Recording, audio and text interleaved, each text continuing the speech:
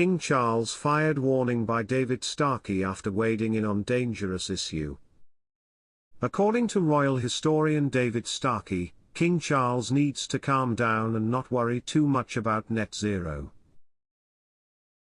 This comes after the monarch told the State Banquet in Paris during a visit to the French capital that climate change remains our most existential challenge, just a day after Prime Minister Rishi Sunak scaled back his major environmental efforts. Welcome to Royal Pancakes. Please don't forget to subscribe and click the notifications bell, so you don't miss any updates about the British royal family. Speaking on GB News, Starkey said the net zero issue was likely to become increasingly divisive as Britain heads towards a general election. In a historic speech, Charles called for hope and courage in the fight against global warming, speaking for 18 minutes before receiving a standing ovation. French President Emmanuel Macron praised the King's long-standing conviction on the matter. Starkey commented, "I think he should calm down. So far, he's had a very easy life. In my opinion, there was a real political controversy over this, which was completely unjustified. All of our political parties largely agree that something terrible is happening when it comes to climate." Sunak's intervention showed that this has stopped. Of course, he said he remained committed to the 2050 goal. It is very clear that this will be costly and deeply divisive.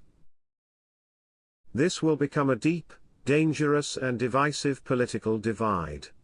Sunak faced fierce criticism after weakening a series of pledges on Wednesday aimed at helping Britain reach net zero emissions by 2050. He delayed a ban on new petrol and diesel cars for 5 years and watered down a plan to phase out gas boilers by 2035, but stressed he would in no way slow down efforts. Starkey suggested that Charles's steadfast commitment to the issue could soon be called into question, as perceptions of the climate crisis are no longer as unanimous as they once were. He seemed to have been vindicated, he said. Public opinion decided he was right, but suddenly the big news has arrived, people are realizing what the costs will be and Sunak seems to be speaking on their behalf. It's not that the King thought about it for a long time, but circumstances suddenly changed.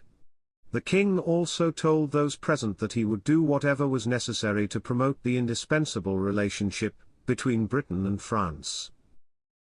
He spoke in glowing terms of the friendship and warm familiarity between the two countries as he reaffirmed his positive relations with Emmanuel Macron.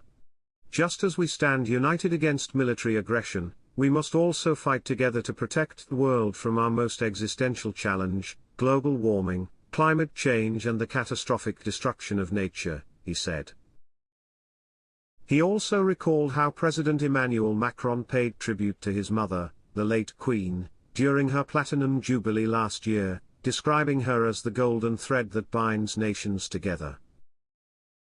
Charles told the Senate, "In the rich and complex fabric of relations between France and the United Kingdom, my mother's golden thread will shine forever. May she inspire us all to continue to forge the links between our two countries, with determination, hope and with love."